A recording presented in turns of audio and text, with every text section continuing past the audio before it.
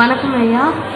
நீங்க முதலா போன வெளிநாடு எது? அங்க நடந்த மறக்க முடியாத சுவாரஸ்யமான விஷயம் எதா இருந்தா சொல்லுங்க.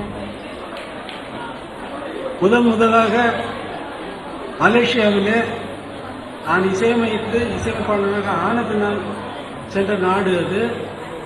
அங்கே கச்சேரிக்காக சென்றேன். 3 படங்கள் இசையமைத்திருந்தேன். அன்னக்கிளி, பத்திரகாளி, தீபம் என்ற 3 படங்கள். PM சௌந்தரராஜன் என்னுடன் வந்திருந்தார். அவர் நான் இசையமைத்த பாடல்களை பாடிக்கொண்டிருக்கிற நேரத்தில்